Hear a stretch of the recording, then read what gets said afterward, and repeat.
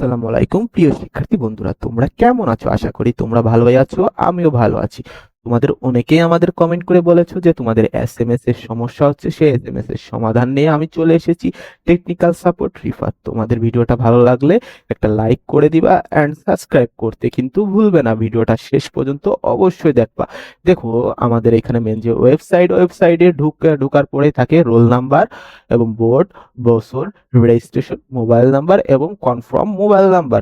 যেখানে আমাদের মোবাইল নাম্বারটা দিলে আমাদের মোবাইল নাম্বারে পিন আসছে না, এই বিষয়ে দেখো নিচে লেখা আছে সমস্ত তথ্য অবশ্যই সঠিক হতে হবে এবং বিশেষত মোবাইল নাম্বার এর স্থানে আপনার নিজের অথবা ঘনিষ্ঠ কারো মোবাইল নাম্বার ব্যবহার করুন, কেননা মোবাইলে এসএমএস এর মাধ্যমে আপনার অ্যাকাউন্টে পিন পাঠানো হবে।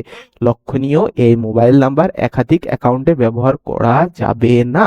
অর্থাৎ আমাদের এখানে এমন একটি মোবাইল নাম্বার দিতে হবে যেটা হলো নিজের বা খুব কাছের ঘনিষ্ঠ কারোর নাম্বার দিতে হবে, যাতে তৎক্ষণাৎ একটা এসএমএস দিবে, যে এসএমএস এর মাধ্যমে আমরা অ্যাকাউন্টটি লগ ইন করতে পারবো। এবং তোমাদের একটাই সমস্যা, সেটা হলো তোমাদের কি হচ্ছে, সিমে এসএমএসটা যাচ্ছে না। এই এসএমএস সমস্যা নিয়ে বোর্ড একটা নোটিশ দিয়েছে, আসো আমরা সেই নোটিশটা দেখে আসি। যেখানে শিক্ষা বোর্ড সেই নোটিশটাতে দেখো লেখা আছে, আমি তোমাদেরকে দাঁড়াও দেখো ডাউনলোড করে রেখেছি, একটু ওয়েট।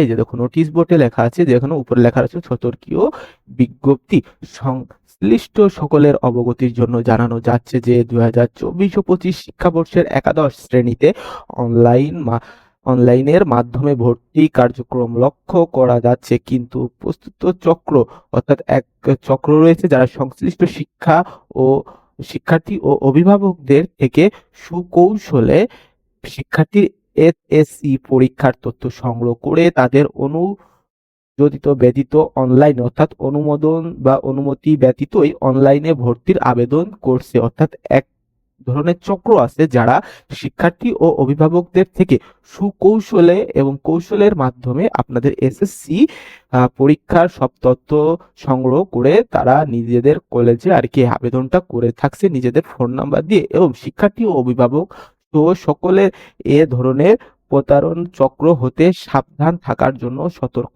করা যাচ্ছে। উল্লেখ্য, শিক্ষার্থী ও অভিভাবকদের সাথে অত্যন্ত জড়িত এরূপ কোনো ব্যক্তি বা প্রতিষ্ঠানের বিরুদ্ধে প্রমাণ পাওয়া গেলে আইনত ব্যবস্থা গ্রহণ করা হবে।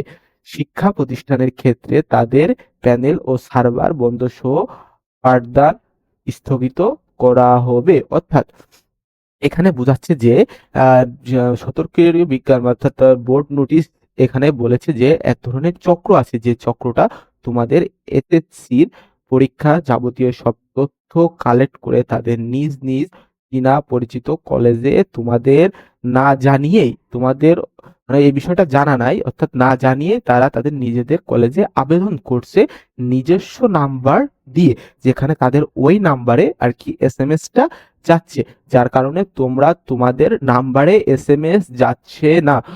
বিষয়টা কি আমি তোমাদেরকে বুঝাতে পেরেছি প্রিয় শিক্ষার্থী বন্ধুরা? এবং আরেকটি নোটিশ আছে, চলো আমরা সেই নোটিশটাও দেখে আসি। যেখানে লিখেছেন, দেখুন লিখেছে, তিনি বলেছেন এই চক্র রয়েছে যারা নানা উপায়ে শিক্ষার্থীদের রোল, রেজিস্ট্রেশন নাম্বার সংগ্রহ করে তারপর প্রতারণার আশ্রয় নিতে অনলাইনে আবেদন করেন। অর্থাৎ তারা প্রতারণার আশ্রয় নিতে অনলাইনে আবেদন করে থাকে।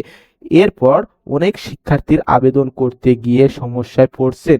আমাদের মেন বিষয়টা কি আমরা ধরতে পেরেছি, অর্থাৎ যাদের যাদের পিন সমস্যাটা হচ্ছে তাদের আর কি তোমাদের নিজের এসএসসি, মানে যে এই প্রতারণার চক্র তোমাদের এসএসসি সব যাবতীয় ইনফরমেশন কালেক্ট করে তারা কিন্তু অলরেডি আবেদন করে ফেলেছে, যার কারণে তোমরা তোমাদের ফোন নাম্বার দিলে, অর্থাৎ তোমরা তোমাদের ফোন নাম্বার দিয়ে রেজিস্ট্রেশন করতে গেলে পিনটা তোমাদের নিজ নিজ সিমে দিচ্ছে না, এই একটি কারণে।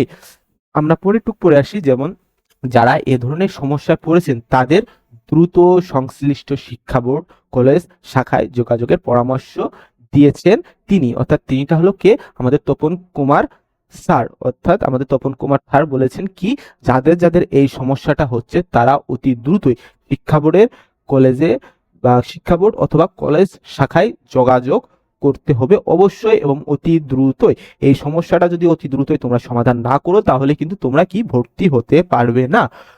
এবং বলেছেন পিন নাম্বার না পাওয়ার প্রসঙ্গে তিনি অধ্যাপক তপন কুমার সরকার বলেছেন, মূলত গ্রামীণ ফোনের নেটওয়ার্ক সংক্রান্ত সমস্যার কারণে শিক্ষার্থীদের পিন নাম্বারগুলো এসএমএস এর মাধ্যমে পাঠানো সম্ভব হয়নি। অর্থাৎ আরো একটা বিষয় আছে, যাদের গ্রামীণ সিম তাদের নেটওয়ার্ক সমস্যার জন্য তোমাদের নিজ নিজ ফোনে বা সিমে এসএমএসটি পাঠানো সম্ভব হচ্ছে না। অর্থাৎ কিসের জন্য? নেটওয়ার্ক সমস্যার জন্য। এই হলো দুটো কারণ, একটা হচ্ছে প্রতারণা চক্র, আর যাদের গ্রামীণ সিম তাদের হচ্ছে নেটওয়ার্ক সমস্যার জন্য আর কি এসএমএসটা যাচ্ছে না। আমরা অপারেটর পরিবর্তন করেছি, অর্থাৎ তারা অলরেডি অপারেটর পরিবর্তন করে ফেলেছে, এখন এসএমএস পাঠানো শুরু হয়েছে।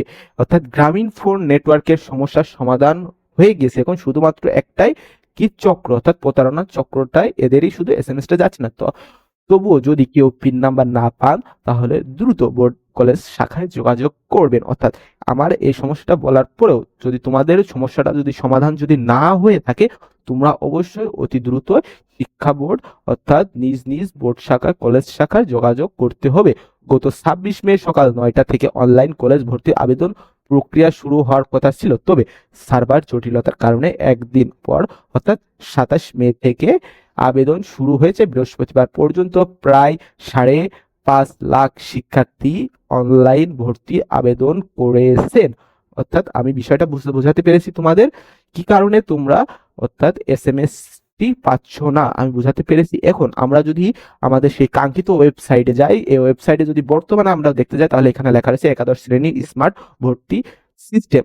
2024-25 শিক্ষাবর্ষের একাদশ শ্রেণীতে অনলাইনের মাধ্যমে ভর্তির লক্ষ্যে প্রথম পর্যায়ে শিক্ষার্থীদের আবেদন গ্রহণ সমাপ্ত হয়েছে। অর্থাৎ প্রথম পর্যায়ে যারা আবেদন করেছেন তাদের এটা কি সমাপ্ত হয়ে গিয়েছে, এবং প্রথম পর্যায়ে নির্বাচিত শিক্ষার্থীদের ফলাফল প্রকাশিত হবে 23/6/2024 রবিবার রাত 8টার সময়।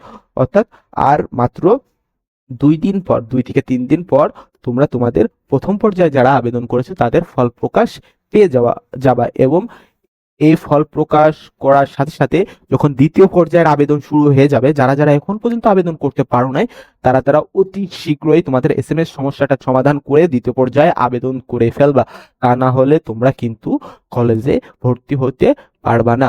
আশা করি প্রিয় শিক্ষার্থী বন্ধুরা আমি তোমাদেরকে বুঝাতে পেরেছি। যদি একটু বুঝে থাকো তাহলে কমেন্ট বক্সে জানিয়ে যাবা, আর যদি এর বিপরীতে আরো কোনো সমস্যা থেকে থাকে তাহলে তারও সমাধান আমি করে দিবা। তার জন্য তোমাদেরকে করতে হবে একটি করে কমেন্ট, আর একটি করে কমেন্ট করার ফলে আমি করে দেবো আরেকটি নতুন আরেকটি ভিডিও। সে পর্যন্ত সবাই ভালো থাকবা। আল্লাহ হাফেজ।